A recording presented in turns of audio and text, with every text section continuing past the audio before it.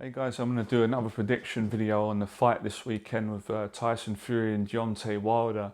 It's nice just to mix up the content. Most of the videos I do, which I love, are based on how to overcome anxiety and gain confidence and take action and face fear. But it's good to mix up on the channel and do some different trending videos, and I'm a big Fury fan. I know a lot of you are. I've loved both fights with Wilder. It's been brilliant. I think they've been brilliant for each other. I know the controversy and some of the negative stuff I don't really enjoy, but the fights have been brilliant. So what do I think about the third fight? This is my prediction. I can't see Deontay Wilder winning. I'm 100% confident Fury's going to beat him again. Of course, there's always that chance that Deontay Wilder could knock out Fury. I mean, that's obvious. That's with the power that Wilder's got, and even any heavyweight can get a shot. But personally, I'm not going to use that. I'm not going to beat around the bush. I just don't think he's good enough to beat Fury. I mean, he knocked him down in the first fight, caught him with his best shots, brilliant shots Wilder caught him with. I mean, I've never seen anything like that in boxing. Fury literally got up, like he rose from the dead. It was unbelievable. I never get over that. I think that took Wilder's soul when seeing Fury get up, because he thought he knocked him out. He's celebrating, and Fury got back up in that round, won the round. And he won that fight. I think everyone agrees that was a robbery. Even though you could argue, well, you know, Wilder knocked Fury down twice and that should kind of make him kind of get the draw. I can see that point, but Fury won too many rounds, and you know, just because you knock someone down in a fight doesn't qualify for winning the fight. You're still behind on points. So going into the second fight, Fury changes his trainer, which looking back was the right thing to do. I wasn't a fan, to be honest. Nothing against him, nothing personal. I don't know him, but I wasn't a fan of Ben Davison for Tyson Fury. I didn't like the things he was saying, like "don't get greedy, don't get greedy." I don't think that's good advice to give a boxer. It was too cagey and careful. But you've got to give Ben Davison credit. Like, great what he did for Fury. Like a great friend, great motivation. You know, supporting him, helping him for his mental health, getting him in shape. You've got to give him credit for that. But as an actual boxing coach in that fight, the tactics, the kind of attitude in the corner, I just weren't. I didn't feel it. It wasn't for me. So I love Sugar Hill. I think he's brilliant. He proved it. He changed the game plan, turned Tyson Fury into what deep down what I think he always did. Tyson Fury has always been a great boxer. He's always had that. He can do everything. The Ali style. He's got great jab movement. He's unbelievable. But I don't think that was the right tactics for Wilder. Wilder can't fight going back, not with Fury anyway. Wilder's dangerous, very dangerous. He'll destroy you and bully you, knock you out if you back away from him and you're scared and you let him come. But as you've seen in the first fight, when Fury backed Wilder up, he was vulnerable. You could see the fear. He didn't know what to do. He's getting caught. He got hurt in that fight. Fury changes the tactics, goes with the style that I love. Lennox Lewis, Kronk, Tommy Hearns, from the school of Emmanuel Stewart, changed the game plan. Simple boxing, double jab, right hand, take the fight to Wilder, close the distance, back him up, put pressure on him, lean on him, don't let him breathe. And he destroyed Wilder in the second fight. All the excuses Wilder made, it's ridiculous. You know, I'm not even accusing his trainer of poisoning the water. It's ridiculous.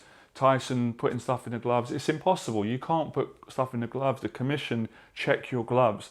You know, Jay Diaz from Wilder's team would have came in and looked at Fury's gloves. He's just making excuses. He's just a sore loser. And I really liked Wilder when he first come on the scene, and I think he's a great fighter, exciting, and I liked his story with his daughter. It really resonated, and you know, he's a man of God. So as the real person I like, but I don't like all of the lies and the excuses. I can't accept that. I don't think that's part of being a man. It's not being a good champion. So anyway, most people agree on that. So going into this fight, Wilder, you know, has to overcome the trauma and the defeat. And I just don't think he can do it. I might be wrong. I could be wrong, of course, but I felt like Wilder was nervous in the press conference in the third fight. I felt that by him not speaking was a way of him covering up his nervousness. And I personally felt like I could hear nervousness in his voice when he was speaking. And the reason I say that, because I've had anxiety in my life. I felt nervous at times, and I can sense it. You can kind of hear it in someone's voice. He didn't sound confident, and he wasn't speaking much, and he wasn't himself.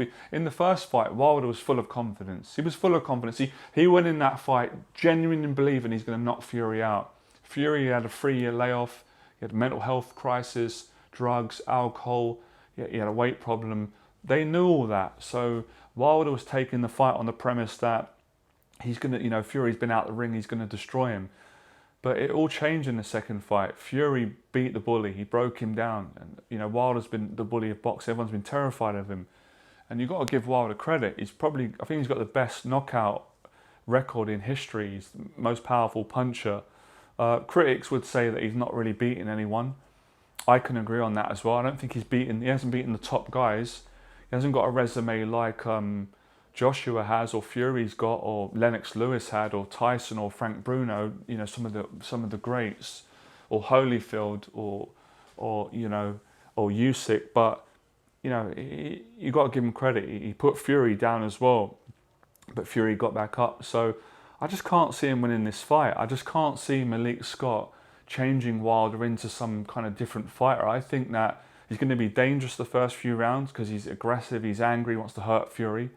But I think Fury was too smart. He will move out the way. He'll do what he done in the second fight. And I see Fury breaking him down again and knocking him out. And I heard Sugar Hill say, we've been working on one punch knockout power, we're going to knock him out. I believe Tyson Fury is going to knock him out. It ain't going to be a stoppage. I think it's going to be a great fight for why it lasts. And I predict that Fury's going to knock Wilder out. I don't know, I say somewhere around 8 or 9 rounds, maybe a little bit longer than the last fight. I think Wilder's going to have a lot of energy in him because of the aggression. I think he's going to be better in this fight, but I think his bottle's going to go. Once he gets hit, once he's vulnerable again, I think he's going to start panicking and getting scared again. And I just think Fury's mentally broken him. I mean, you can see that. Why would someone lie and make excuses if someone hadn't broken them down? There's just too many lies and blaming different people. A champion, that's not really the behaviour of the great champions. Some of the guys I've listed already, people like Sugar Ray Leonard, Tommy Holmes, Hagler, Pacquiao, they just don't do things like that. So, but you never know, man.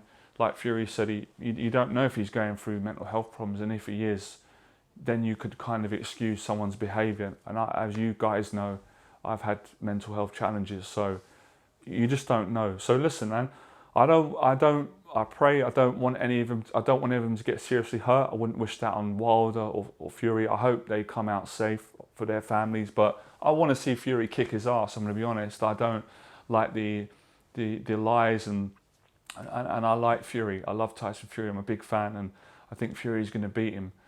And I think Wilder might try new things, but the saying, cliche, what Tyson said, everyone, I can't believe I'm going to say it because everyone's saying it's getting boring, but everyone's got a plan till they get punched in the face.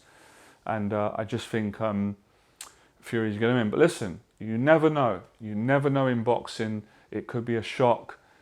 It wouldn't be a surprise, even though it wouldn't be if Wilder catches him and knocks him out. We know he can do it, but I can't see it happening. Fury's too smart, too strong, too ready, and I just feel that he's broken Wilder already. And Wilder is gonna try his best, but I just don't think his plan. I don't think Malik Scott's teaching is gonna make a difference. I just think he's in with he's just in with the better fighter. I just think Tyson Fury is the best heavyweight of this generation. So that's my prediction. But listen, let me know your predictions. You might disagree. If you do, that's fine. You have your opinion. How do you think it's going to go? So I'll say around 8 or 9, Tyson Fury is going to break him down, wear him out, and he's going to knock Wilder out. And that will be the end of it. But I'm excited, man. I've got a feeling in my stomach this is going to be a great fight. I can't believe it's happening this Saturday, and I've loved both of their fights. I thought the first was brilliant, the second was brilliant.